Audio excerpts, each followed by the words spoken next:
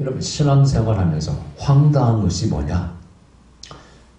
다른 사람들도 꿈을 영몽을 꾸고 다른 사람들도 환상을 보고 다른 사람들도 신의 음성을 들었다고 하는 사람이 있습니다.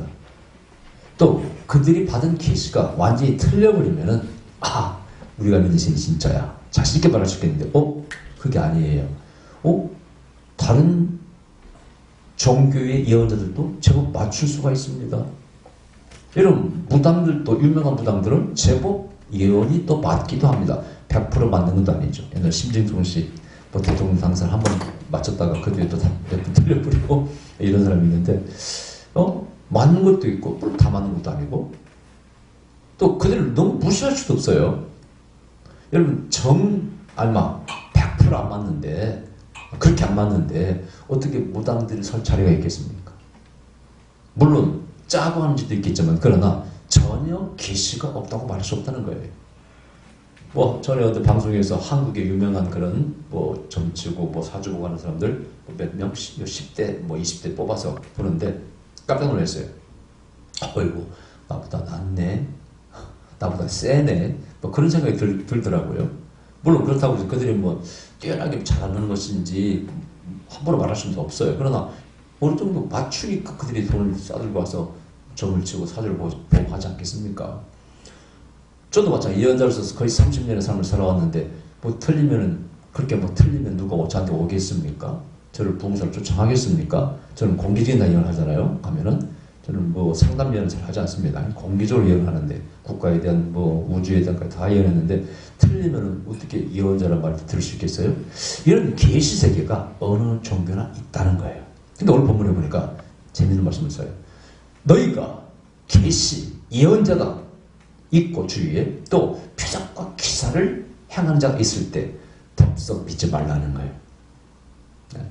저 귀신들도 그런 짓을 하고 때로는 하나님께서 너희가 제대로 나를 믿는가를 시험해 보려고 그들을 제하지 않고 내버려 둔다는 거예요. 이것을 확대시키면요, 왜 사단과 귀신, 마귀, 사단이 우리 곁에 있는가? 지금 역사하는 답입니다. 왜 그걸 제어해 버리지 않냐 이거예요. 무작위에 가둬버리고 성도들이 편안히 신앙생활 할 수 있게끔 만들어주시면 될 텐데 왜 그들이 잠깐 동안 일상이 솔개치게 놓아두냐 이거예요. 똑같은 답이에요. 때로는 그것들이 우리를 시험합니다. 올바로 믿느냐 이거예요. 너희가 올바로 나를 정말 섬기냐 이거예요. 이게 왜 이런 말을 할까요? 자, 이제 우리가 좀 종교에 대해서 깊이 생각할 필요가 있습니다. 종교라는 것이 신적인 체험에서만 어떤 신체험에서만 나오냐, 표적과 기사를 어떤 예언을 이런 것만 가지고 종교가 형성되느냐, 그게 아니라는 거예요, 여러분요. 그 현상은 어떤 체험은 모든 사람이 다 할 수 있어요. 사실은요. 우리 인간들은요, 하나님 주신 종교성이라는 게 있어요. 신과 영적인 세계와 접촉할 수 있는 채널이 모든 인간들에 다 있다고 저는 수도 없이 얘기했습니다. 모든 영적인 현상은 거의 모든 종교가 95% 동일하다, 같다고 얘기했어요. 제가 말씀드렸죠, 제가 그 세미나에서 제가 연구를 해보니까 다른 모든 종교가 다 신체험 현상이 있더라 그런 얘기죠. 황홀경이 있고 계시가 있고 환상이 있고 꿈이 있고 심지어는 우리가 흔히 말하는 기름붐이라고 말하는 성령이 우리는 그 체험으로 말하는 덜덜 떨고 춤을 추고 구르고 몸에 불이 나고 그러다가 환상이 열리고 하는 체험이 모든 종교가 동일하게 있다는 거예요. 심지어는 의사들이 이 뇌를 연구합니다. 오른쪽 뇌에서 종교를 담당하는 뇌 기능이 있다는 거예요. 어떤 목사는 웃기는 얘기, 안수할 때도 오른쪽 대갈통님 위에다가 안수를 하는 거예요. 근데 참 웃겼어요. 근데 웃기는 얘기예요. 그러면 꼭 병든 곳에만 안수해야 병이 낫느냐? 그런 논리와 똑같잖아요. 절대 그렇게 생각하면 안 됩니다. 근데 하여튼 재밌는 얘기예요. 그리고 과학자들의 연구니까 부정할 수 없어요. 우리 뇌에는 하나님과 교통할 수 있는 분명히 기능들이 있다는 거예요. 그래서 예수님 안 믿어도 교회 안 다녀도 영몽을 꿉니다. 특히 태몽들, 예지몽이라고 하는 태몽을 꾸지 않습니까? 부정할 수 없습니다. 신기하게 봤습니다. 아버지가 돌아가시는 꿈 진짜 돌아가셔. 우리 어머니도 옛날에 약간 그런 태몽 같은 거, 예지몽을 좀 꾸셨어요, 어머니가. 근데 우리 어머니가 예수님 믿으신 거 아니거든요. 그래도 어머님 꿈 제대로 맞았어요. 제가 또 그걸 물려받는지 모르겠네. 가만히 생각해보니까. 그런데 저는 그런 거 없어. 개꿈밖에 안 꿨고, 성령 받고, 저는 이런 계시 은사가 임했지. 전에는 개꿈밖에, 돈 줍는 꿈, 날아다니는 꿈, 낙들이 떨어지는 꿈, 뭐 그런 꿈밖에 안 꿨습니다. 자, 그런데 오늘 여기 이 말씀 생소리는 분명히 명심해야 돼. 다른 종교도, 귀신도 이런 체험을 줄 수가 있다는 것입니다. 그런데 경계하라는 거예요. 거기서 통해서 잘못 선택하고 너희들이 다른 신을 쫓아가면 망한다는 겁니다. 결국 죽는다는 것입니다. 지옥에 간다는 것입니다. 이걸 여기서 말씀하고 있어요. 이게 고대 종교에서는 특히 신체험이 중요합니다. 신의 계시가 중요했어요.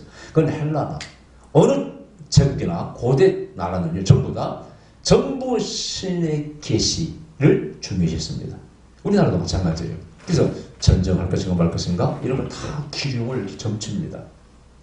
큰일 앞에 두고 우리가 해야 될 것인가 말 것인가를 점쳐서 하게 돼요. 여기서 어느 민족이나 거의 동일합니다. 로마도 마찬가지예요. 전부 다 그 당시 이상한 종교들이 있었는데 그런 종교들을 통해서 다 지휘관들이 그런 걸 구하려고 노력했고, 그러나 이제 로마 같은 경우에는 황제를 섬기는 이렇게 종교로 이렇게 만들어지잖아요. 헬라의 종교가 로마에도 깊숙이 들어가 있었기 때문에 종교가 없었던 건 아니에요. 그러나 뚜렷한 우리 성경에서 말하는 일신론, 유일신론, 그 다음에 특별히 윤리를 강조하는 이런 종교가 없었기 때문에 로마가 기독교 안에 들어오게 된 겁니다. 이 기독교 종교 어떤 종교입니까? 이런 종교 뛰어난 종교네. 유일신론이 있어. 신은 한 분이다. 우주주인은 한 분이 있어. 창조는 한 분이 있어. 그리고 그분을 사랑하셔. 거기다 독생자를 주셨어. 이 뛰어난 기독교의 진리가 윤리가 결국은 로마를 정복이 되지 않습니까? 그걸 알고 믿어야 돼. 자, 그런데 하나님께서 여기서 조심하라는 거야. 여기서 첫 번째 말씀드리고 싶은 것은 아까 말씀드린 것처럼 다른 종교에도 신적인 체험이 있다는 거 명심하라는 겁니다. 두 번째로는 절대 이 말씀 속에서 신적인 체험을 부정하는 건 아닙니다. 오늘 본문에 거짓 선지자를 하나님께서는 멀리하라는 거지. 그죠? 절대 은사라고 말하는 하나님의 특별한 영적인 그런 권능과 어떤 은사들을 부정하는 거 아니에요. 가끔 오늘날 이제 자기들이 정통 장로의 신앙을 가지고 있다는 사람들, 특히 우리 나라에서 고생이라든가 합동 측 이런 데 통합주도 마찬가지입니다만은 너무나 영성을 부정합니다. 체험을 부정합니다. 그러나 세계적인 하나님의 다 종들은요, 체험이 없는 자는 단 한 사람도 없습니다. 그들도 마찬가지예요. 하나님의 위대한 종들은요, 체험이 없는 사람은 단 한 사람도 없습니다. 내가 전에 말씀드렸죠. 어떤 분이 한경지 목사님이 방언을 체험 안 하셨다니까. 방언할 필요 없습니다. 그렇게 가르치는 어떤 목사님의 강의를 직접 들어준 적이 있어요. 내가 속으로 얼마나 웃었는지 몰라. 저런 분이 다 있나. 아니, 한경직 목사님 나도 존경합니다. 정말 오늘날 그런 분이 계시다면 얼마나 좋을까 하는, 오늘 기독교 리더가 없어서 문제죠. 그래서 이 코로나 사태에서도 기독교가 취할 어떤 입장, 태도를 정말 리더들이 끌고 왔으면 좋았을 텐데 아무도 그런 역할을 감당하지 못할 때 정말 어른이 필요하다. 그래서 내가 한경직 목사님 같은 분을 그리워합니다. 근데 그분이 예수님도 아닙니다. 그분의 말씀이 진리가 아니에요. 근데 그분이 방언을 체험하지 않았으니까 체험할 필요가 없다. 이렇게 가르치는 그 가르침이 옳은 말일까요? 속아 웃을 일이에요. 제가요, 인터넷 검색하다가 한경기 목사님의 젊은 날의 체험을 읽었어요. 간증을. 그가 어느 날 이북에서였겠지. 바닷가를 거닐다가 너는 민족을 위해서 일하는 음성을 들었다고 분명히 신의 음성을, 하나님의 음성을 들었다는 간증이 나옵니다. 그건 뭐예요? 방언을 체험 안 했으니까 이분은 영성이 없는 겁니까? 절대 그렇지 않습니다. 여러분, 구약, 신약, 요경까지 주석을 쓰신 제가 존경하는 영원한 제 마음속에 이상적인 목사님, 그분이 바로 이상근 목사님이십니다. 저의 사표죠. 어떻게 보면 스승이시죠. 그분은 물론 저를 좀 가르칠 수 있지만은 그 교회 성도였기 때문에 여러 가지 배웠지만은 그냥 대놓고 그분을 제자로 삼으시는 거 없으시지만 저는 제 마음속에 항상 그분을 제 사표로 이렇게 목사님 모델로 이렇게 저는 생각하고 있어요. 제가 많은 그분의 예와 그분의 가르침을 기억하고 있습니다. 그분이 뭐 영적인 체험을 목회하실 때 말씀하신 걸 제가 들은 기억이 없어요. 그래서 주석을 쓰시잖아요. 지극히 학문적이시죠. 근데 나중에 그분의 아들 이성희 목사님에게 직접 들은 얘기입니다. 그분이 돌아가시기 얼마 전에 암으로 돌아가셨는데 그분이 평생 병을 달고 사신 분이에요. 그래서 정말 그 주석을 다 쓰시고 돌아가신 것만 해도 정말 대단한 거예요. 근데 그분이 천국을 다녀오셨다고 하지 않습니까? 그분이 다녀오셨대. 제가 직접 그 이성희 목사님과 테니스 치면서 물어서 확인을 했습니다. 목사님이 그런 말씀 하셨다는데 정말 맞습니까? 그랬더니 맞습니다. 제 책에도 기록해 놨습니다. 천국 가서 베드로도 만나고 바울도 만나고 다 만나셨답니다. 그리고 깨어나서 아들을 불러서 하시는 말씀이 아들아 너는 내 가슴 주석 믿지 말라. 성경을 믿어라. 천국 가봤더니 성경과 똑같더라. 그렇게 유언을 남기셨답니다. 그것을 직접 듣고 이성희 목사님이 당신이 간증하고 책에도 썼다고 그래요. 놀라운 것은 제가 테니스 치기 전에 그걸 만난 적이 없어요. 그리고 그때 만날는가 모르겠는데 한번 부산에 부흥일 갔는데 저 서울에 부흥일 갔는데 그 목사님 저를 모르는 분이에요. 저 큰 교회 5,000명 이상 제자교회 있는 교회 목사님이신데 저를 부흥 감사 초청하셨어요. 물었어요. 목사님 저하고 1년 이렇게 교제가 없었는데 어떻게 저를 감사를 초청했습니까? 물었어요. 되게 또 큰 교회에서는요 뭐 이렇게 사이즈가 이렇게 큰 어떤 부흥사만 초청해요. 저는 또 예언자지 이렇게 이쪽에 뭐 이렇게 영성가로 알려져 있는데 웬만한 일반 교회에서 잘 안 부르거든요. 특이했어요. 그래서 물었더니 놀라웠게도 이성희 목사님 추천했다는 거예요. 난 그분하고 대화를 나눠본 적도 없는데. 그래서 신부 광고를 보고 그분이 통합적이니까 저에 대해서 뭐 이렇게 조사해보고 하셨나 여러 가지 생각을 했어요. 근데 몇 분 물었거든요. 아니 그래요? 저는 그분 잘 모르는데요. 나도 모르는데 그분이 추천하시더라는 거예요. 그래서 내가 참 희한하다 생각하면서 저는 이상돈 목사님의 영향을 아드님도 그분 영성을 좀 강조하신 분이에요. 아마 영향을 받았다고 생각해요. 그래서 절대 이 부분 말씀이 하나님에 대한 체험, 신적인 체험, 어떤 영성의 어떤 체험들을 부정하는 말씀이 아니라는 것을 명심해야 합니다. 아멘? 두 번째는 뭡니까? 아까 말씀드린 것처럼 다시 반복하면은 잘못된 계시, 거짓된 계시, 이단들이 있다 이거예요. 여기서 제가 이제 세 번째 하고 싶은 것은요. 기독교 안에 거짓 예언자를 조심하라는 겁니다. 시작에 보면은 요한일서 4장 1절에도 위에서 오는 모든 그 영적인 것들 분별하라고 돼서 이렇게 정말 하나님께서 오느냐 이거죠. 어떤 우리 유명한 동합측 교수님이시고 목사님이신 분이 이제 학생들 가르치면서 이런 것을 강조했다고 그래요. 요한복음의 성령론에 대해서 강조하면서 그 제자가 제 아는 분이 물었어요. 그분은 뭘 강조했습니까? 그랬더니 자기 기억에 남는 것은 절대 성령님은 십자가를 거스르지 않는다. 그런 가르침을 주셨다고 그래요. 제가 볼 때는 특별한 말씀은 아니에요. 뭐 일반적인 말씀이에요. 어떻게 성령이 삼위일체 하나님의 사역을 벗어나서 말할 수는 없는 거는 귀신이지. 그렇죠? 기본적으로 알고 있는 상식인데 이제 처음에 은사를 체험한 사람들이 가져야 될, 알아야 될 정말 기본적인 어떤 상식은 분명합니다.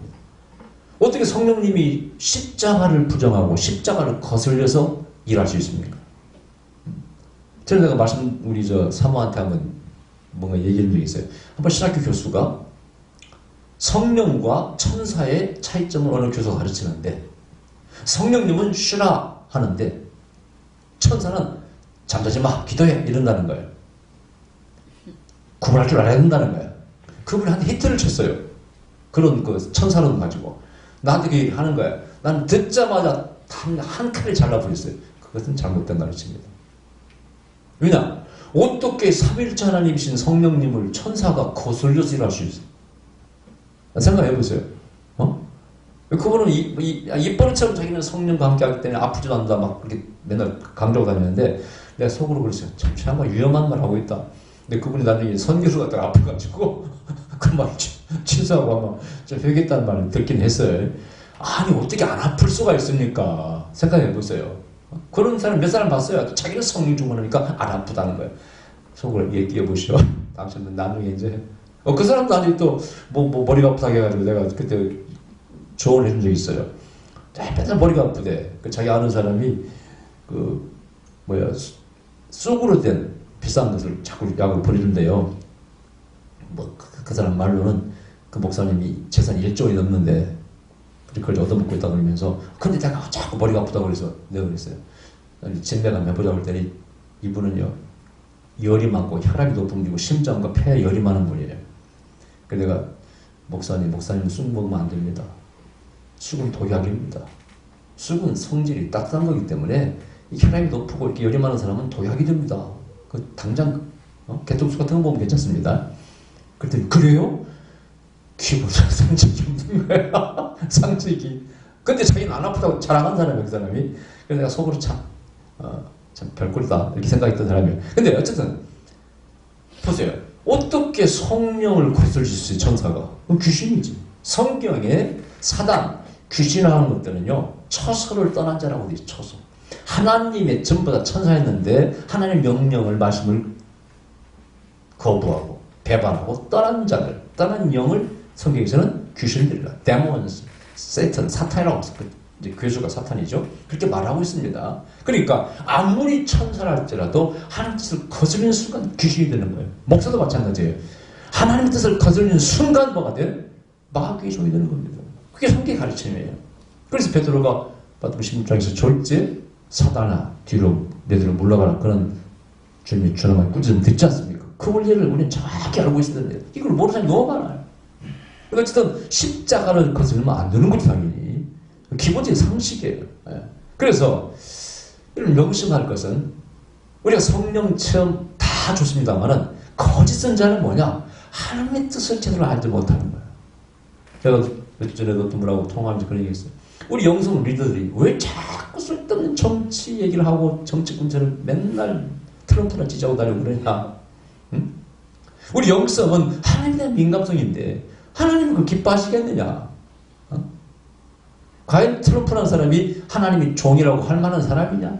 사기꾼, 세금 포탈자, 성적 타락자, 인종차별주의자, 기후회복도 탈퇴하고 오직 자기 나라 국익만 위해서 백인들 소수의 백인 30-40% 그들의 요구만 따라서 움직이는 사람인데 소수 나라 우리나라도 없이는 이거 다 그런 사람인데 어떻게 그런 사람이 하나님의 즉 성경 말씀에 가르침에 기독교적인 가치관에 부합한 인물이라고 어떻게 지지할 수 있냐? 우리나라 사람도 아니고 미국 사람인데 그리고 자꾸 트럼프가 다시 대통령 온다고 글을 올려요. 미국이 그렇게 만만한 나라입니까 여러분? 그래서 너무 분별력이 없다. 이런 사람이 어떻게 리더가 되며 남의 영혼을 구원하고 또 특히 목사들 갖다가 이끌어갈 수 있어? 심각한 문제, 심각한 문제예요. 그래서 우리 그 모임이 있는데 절대 이제 앞으로 정책 하지 말자고 그래라. 절대 정책 얘기하면 안 된다. 이거 우상입니다, 이거. 너희들 하는 말, 무슨 하나님이 민주당을 지지하고 다른 당을 야당을 지지하고 그럽니까 하나님께서? 잘한다 보다 못한다 사안별로 말씀하실 수는 있겠지만은 누가 그 어느 당에 미국의 공화당 민주당을 하나님 일방적으로 지지하시겠어요? 생각을 해보세요. 하나님 그러신 분입니까? 기본적인 생각만 해도 알 수 있는 것을 모르고 거기에 빠져가지고 자기 실력을 키우고 하나님 기뻐하시는 일 하려고 그래야지 쓸데없는 일에 빠져가지고 우상이 빠져가지고 정치가 이제 우상이 빠지는 겁니다. 맨날 분노에 이글이글 가르쳐가지고 비난하고 그런 일만 하고 다니고 이게 하나님 기뻐하시겠냐 이거예요. 기본적인 것들 기본적인 것들. 그래서 우리는 분명히 알아야 돼. 기독교들 안에 이상한 자들, 이단이나 거짓 선자가 있다고 예레미야 23장이나 특히 28장 전후에 정확히 말씀하고 있어요. 그 외에도 출애굽기도 말씀합니다. 헛것을 보는 자들 전부 다 강조하고 있습니다. 특히 마태복음 24장 24절도 마찬가지. 말세가 오면은 거짓 선자 예언자들이 이 땅에 많이 나타난다는 거예요. 그들이 표적과 기사를 보인다는 걸 말씀처럼 거기에 넘어가지 말라는 거예요. 특히 예레미야서 28장 전후에 보면 27장, 28장, 29장까지 보면 재밌는 말씀이 있어요. 자, 바벨론의 포로가 붙잡혀갔어. 거기에 당시 여호야김의 아들도 잡혀가고 많은 귀족들이 잡혀갑니다. 볼모로 잡아간 거죠. 우리나라에 또 저항하면 배반하면 죽는다 이거죠. 그런데 그때 예레미야가 이런 예언을 합니다. 27장에서 편지를 써서 그 포로로 붙잡혀가 있는 사람들에게 보내요. 너희들은 그 땅에서 잘 먹고 잘 살아라. 재밌는 이런 예언이에요. 어떻게 보면 적에게 동조하는 말과 비슷해요. 이해할 수 없는 거예요. 왜냐? 예레미야가 너희가 다시 돌아올 앞으로 때가 아직 멀었다는 거예요. 70년의 세월을 채워야 된다는 거예요. 그렇다면 너희가 거기서 번성해야 된다는 거예요. 그러니까 너희가 거기서 평안하고 안녕하고 자손 결혼하고 시집가고 장가가고 자손을 많이 낳으라는 거예요. 번성하라! 반드시 돌아올 때가 있으니까 그렇게 예언합니다. 이러면서 우리 예언을 분석해 보면요, 아니 우리나라를 성전을 파괴한 저 느부갓네살 바벨론 왕에게 협조하는 얘기가 뭐야? 성경에서는요 때때로 그렇게 가르치십니다. 다니엘도 마찬가지. 적국의 왕궁에서 거기서 장관이 되고 총리가 됩니다. 무조건 우리나라를 무너뜨렸으니까 파괴했으니까 적이 아니야. 성경은요 하나님께서는 그렇게 넓게 가르치십니다. 좁으신 하나님 아니에요. 개인 역사 가운데서 어떻게 처신해야 할 것인가를 정확히 가르쳐 주세요. 그런 하나님을 이해할 줄 알아야 돼. 무슨 말 아시겠죠? 예? 그러니까 절대 그런 조그마한 일이 잡혀가지고 아니 헛된 논리로서 행동하다가는요 멸망합니다. 재밌어요. 다시 돌아올 때는 70년이 지나야 돼. 결혼해, 시집가, 번성해. 너희가 평안해. 너희 성이 평안해야 너희가 평안하다. 그렇게 가르칩니다. 희한한 예언이에요. 그 다음에 28장에서요 한 예언자가 나타납니다. 하나냐는 예언자예요. 예언자가 나타나가지고 내가 계시를 받았습니다. 앞으로 2년 뒤에 저 바벨론 포로로 잡혀갔던 우리 형제들이 다 돌아옵니다. 그러면서 예레미야의 목에 예레미야가 그 바벨론의 느부갓네살 왕을 통해서 우리에게 종의 멍에를 씌웠다는 것을 상징적으로 이렇게 멍에를 목에 끼고 다녔어요. 이렇게 쓰고 다녔어요. 그걸 탁 부러뜨리면서 이제 2년 뒤에 이 멍에를 하나님께서 끊어버리시고 다시 우리 동포들을 돌아오게 할 거라고 예언하는. 그러니까 예레미야가 그래요. 아멘. 그렇죠. 아멘. 그러면서 그 뜻대로 되었으면 좋겠다고 날개를 합니다. 그리고 오는데 하나님이 계시게 합니다. 계시게 임합니다. 예레미야야 너는 가서 예언하라는 거예요. 내가 나무 멍이를 하나님가 끊어버렸는데 부러뜨렸는데 그것을 다시 쇠로 만들어서 더 무거운 멍이를 씌울 것이다. 너희들은 느부갓네살 왕에게 지금 복종하라는 거예요. 그래서 예레미야가 선포합니다. 그리고 저 하나냐는 거짓 예언자, 나는 저에게 그런 계시를 줄 적이 없다는 거예요. 저는 2년 후에 죽을 것이다. 정말 2년 안에 죽어버렸습니다. 정확히 그 얘기가 기록되어 있어요. 참 재밌는, 거기서 뭐가 예언의 대결이 벌어졌습니다. 제가 전에 말씀드린 감사한 것은 지금까지 예언하면서 예언 대결에서 별로 접은 적이 없다고. 제가 무당하고도 예언 대결했죠. 그 다음에 저 땅굴이라든가 무슨 전쟁이란다. 수많은 예언 대결이 있었어요. 왜냐면 그들은 그렇게 예언했고 나는 아니다 이렇게 예언했어요. 예언 대결이 되는 거예요. 별집 이런 한두가 다 예언 대결이에요. 예언 대결. 난 별집 명료가 아니다. 그들은 계시 받았다는데 그럼 예언 대결이 벌어지는 거예요. 예를 들어 작년에 전 세계적으로 예를 들어 이제 이 코로나 바이러스가 시작되면서 나는 분명히 선포했잖아요. 고난은 있으나 너희 민족을 용서케 할 거라는 예언을 선포했잖아요. 제 예언이 틀린 적도 없잖아요. 고난은 있었지만 그러나 한민족은 우리나라는 세계 누구보다도 잘 극복해 나오고 있잖아요. 그리고 이 코로나 끝나면 정말 여러분 다 알다시피 전 세계에서 한국에 엄청난 관광객들이 몰려올 것 같아요. 지금 한국을 보려고. 우리는 아무것도 아니라고 생각하는 지하철 이런 것들이 세계에서 유명해. 꿈의 나라라고 막 그러잖아요. 세계에서. 어떻게 이렇게 편리하게 만드느냐 이거죠. 근데 어쨌든 그런 시대가 지금 오고 있잖아요. 지금도 새로운 바이러스가 또 변형 나왔지만 그러나 나는 반드시 극복해 나갈 줄 믿습니다. 그리고 올해는 말씀드렸잖아요. 쉬라는 광선을 발할 것이다. 너는 망언이처럼 나와서 뛰게 될 것이다. 누가 말이 맞나 두고 보십시다. 어쨌든 누구 예언이 맞는 거야. 특히 땅굴 사건, 나는 땅굴 부산 광주까지 팠다는 거 다 거짓말하고 믿지 말라고 얼마나 그랬습니까, 여러분요? 전쟁이란다, 전쟁 아니란다. 나한테 전화가 많이 왔어요.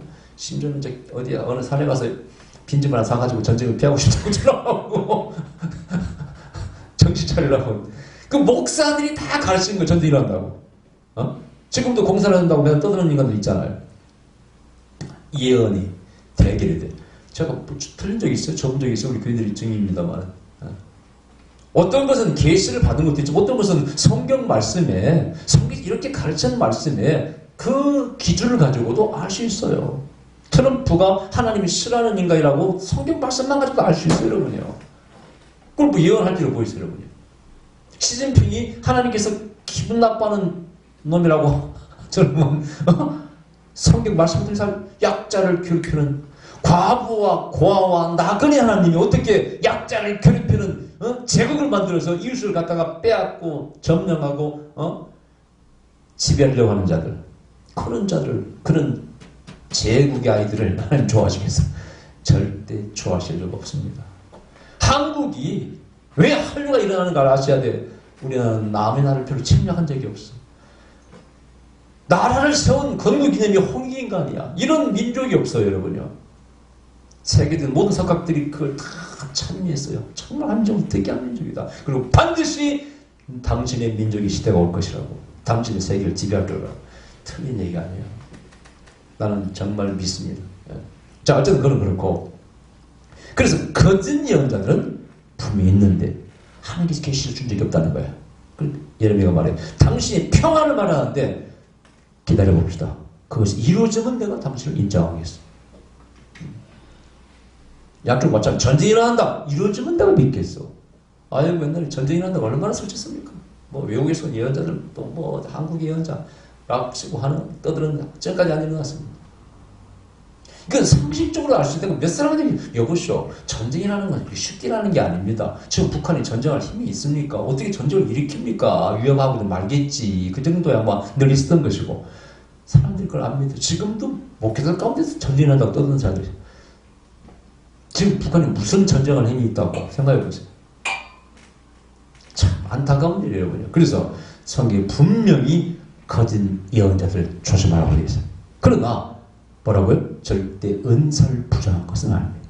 내 가운데 분명히 예언자가 있다는 거예요. 성령을 받아라! 계시가 있다는 거예요. 9가지 은사가 있다는 거예요. 은사를 가지고 복음을 전파하는 데 쓰라는 거예요.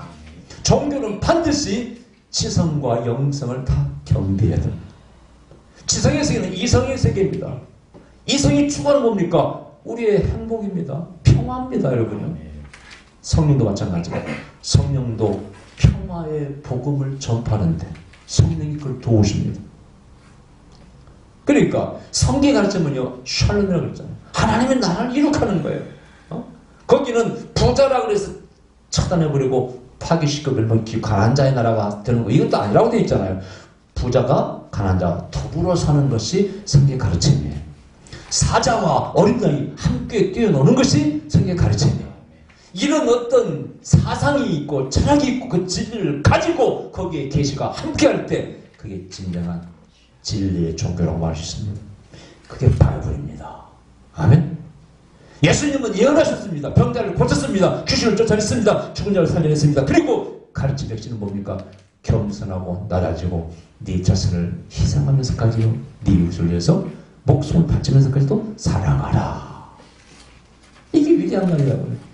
만약에 계시나 치유나 축사나 이런 게 없다면은 이건 평범한 인간의 철학자의 가르침이에요.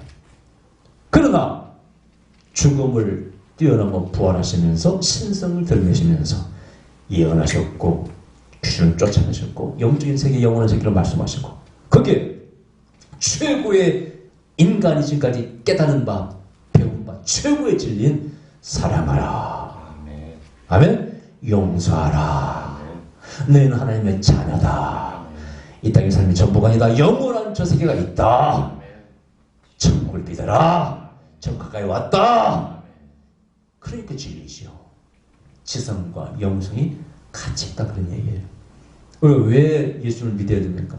왜 한국 사람 예수를 믿어야 돼? 지금까지 우리는 그런 가르침을, 그런 표적을 들은 적도 없고 본 적도 없지 않습니까? 그렇잖아요. 왜 우리 이제 개화기 때 말이죠. 우리나라 엘리트들이 뭐 김구 선생 처음부터 기독교로 귀유했을까요? 이제까지 본 적이 없는, 배운 적이 없는 그런 종교를 가지고 왔기 때문에, 그게 들어왔기 때문에 그걸 보고 깜짝 놀란 겁니다. 표적이 있어. 병들을 고쳤어. 계시가 있어. 특히 박가준 장로같이 일본에까지 가서 일본은 유황불로 망한다! 일본 국회 가서 족자를 던져버리신 그런 예언자가 있어. 할렐루야. 그러면서 또 기록이 있습니다. 김육도 목사님 같은 분은 병자를 고쳐냅니다.